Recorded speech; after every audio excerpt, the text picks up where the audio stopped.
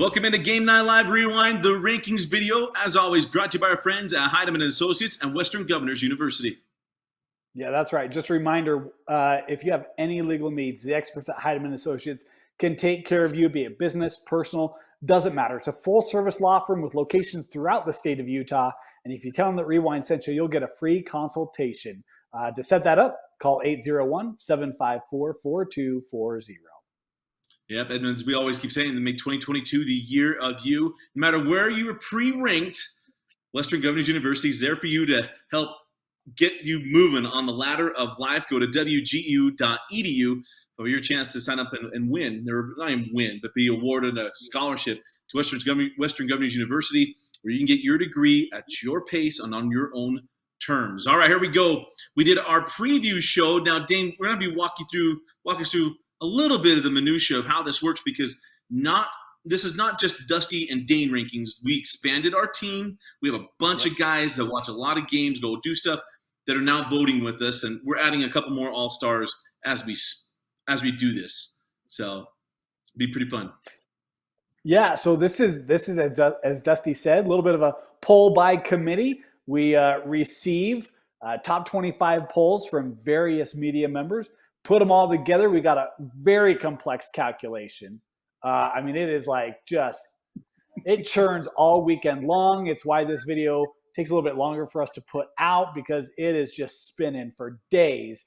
And then the result, we get our top 25, and we will be releasing this each week. Cannot wait as we incorporate different people's perspectives and games and coverage throughout the state. So it's going to be an absolute blast, and can't wait to bring it to you. As we're speaking, we just added 3 more people to our poll. So it just gets better and better and better. So this is going to be a lot of fun. All right, let's get started. So we'll go 25 through 22, just like our video. So number 25, the LAYTON Lancers. So LAYTON jumps in at 25. Number 24, Spanish Fork. 23, BRIGHTON. 22, OLYMPUS. At 21, Snow Canyon. Yeah, look, I think the one here, Dusty, how about the LAYTON Lancers coming into our top 25 poll, had the big win over Alta. The defense shown in that one. They had a couple of interceptions, numerous sacks against the Hawks, and it was the running attack of Braxton Martin to help the Lancers secure a spot in our top 25 after week 1. Yeah, really interesting. And you see BRIGHTON after lost to Desert Hills, where that moves them. And look, folks, when you get to this 16 to 25, there's so much movement, and we'll see that for the first 3 or 4 weeks where we're trying to figure out who teams are. It'll certainly get itself worked out. All right, 20 through 16, Bountiful, Park City, Weber, East. Actually, we'll stop right there. Pretty good. Bountiful, Park City, Weber, and East. Yeah, this is an interesting mix here. East had that last-minute loss to Orem. I think, shown respect how good Orem is, and the fact that was a 1-point ball game, still maintaining a top 20 spot despite a week 1 loss. How about Bountiful? Had that big win over Highland early, and in case you haven't seen Satwala's pick 6, that's one of the most impressive plays you'll see all year long. I don't know how many tackles he missed or how many missed tackles there were on the play, but Falatea was a load to bring down in Bountiful's week 1 win. Well, they had a big one this week against Farmington, and we're going to get to the Phoenix in just a moment. But now we hit the top 16, and this is where this gets very interesting. So 16, let's go through 13. Desert Hills, Syracuse, Springville, and Riverton. Yeah, how about the Riverton Silverwolves, Dusty? This was a team that, for me, I felt like they graduated so much talent. I just didn't quite know what to expect from them. But, you got Luke Perry, Riverton 84065. He had a fantastic game. We talk about the rushing attack, and look, that defense really limited Syracuse's running ability. Riverton with a top 15 spot after week 1. Congratulations, Coach Jody Morgan and the Silver Wolves.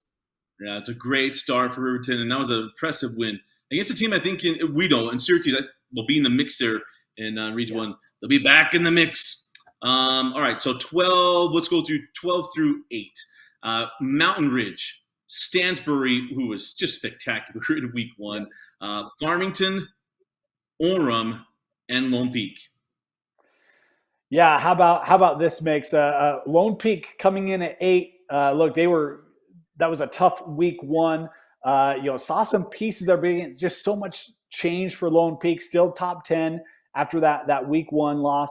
How about the week of Stansbury? We talked about all the offense that we showed. That's going to be a team that I think you'll continue to see get better and better and better. There's a lot of room for Stansbury to raise in these rankings. It'll be interesting to see how that shakes out over the next couple of weeks coming in here at 12 or at 11. Yeah, LR3, and then we'll see what Farmington. It was an interesting game against PG. We're going to find out about Dan Coates in the Phoenix, and they got some stuff to figure out too. But what Lance Reynolds III was able to pull off in that game for Orem will be interesting to see the momentum that potentially gives. Man, Stansbury may have been the most impressive 5A team, and everyone can say, well, they play against 4A. Look, Pineview has been good for a really long time, and you expect them to beat them. Beating them is one thing. Shellacking them is a totally different deal. I mean, that was 56-0 at the half. I mean, mercy. That was something else. All right, 7 through 4, Bingham, West, Timpview, and American Fork. Boy, and a lot of statement wins in week 1 amongst this group. How about Bingham? I think the job they came out against Weber, new coaching staff, new offense, new I mean, so much change there. Again, it's been a program that's gone through a couple coaching changes the last 5 years, and to see them come out week 1, play like they did, to me that's a statement. Man, heck of a week 1 job by the Miners. And then you look at Timpview. I mean, I was at that game. Man, Timpview's offensive line is for real. Their defense was spectacular as well. I don't want to say a bend but don't break mentality, but man, they made timely plays defensively whenever they needed to. And you got Micah, the Mack truck Beckstead, able to just mow guys over at will. He had a 70-plus yard run that got called back due to a penalty. Young man still finished over 100 yards. And it's not just him. You got Tua One as well as Atuai. And then you mix in the passing attack. Timpview was unreal this week and a top 5 team after week 1. Well, yeah, we're going to learn a lot about all these teams, especially when you get deeper. I talked to one coach about Bingham, and they said, look, that Fred Fernandez style of offense fits Bingham. Like, it is, like, picture perfect for Bingham. And it was a coach that had a pretty up-close look at it. So he got a good look. All right, so I took us all the way to 4. We had American Fork at 4. All right, top 3. How about this? Lehigh. I actually think this is really, really accurate.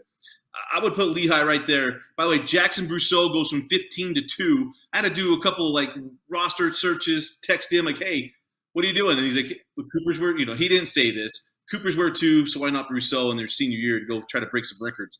But Lehigh, number 3, Corner Canyon, number 2, and Skyridge staying at number 1.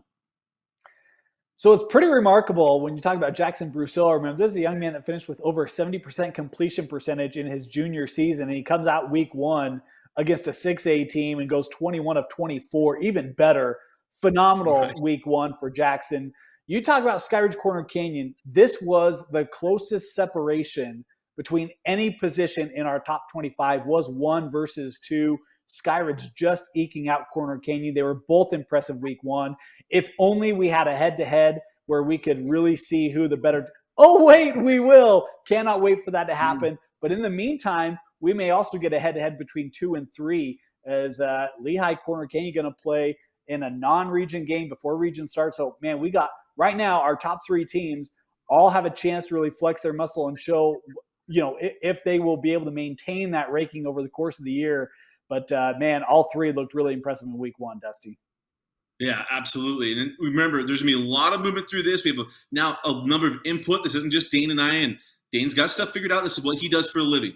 So we'll continue to put stuff in and get answers. It's not the BCS. I don't know I think maybe you're the Harris poll. Maybe you get the heaviest weight. There you go. All right. I don't want the responsibility. So it's your thing. You got it.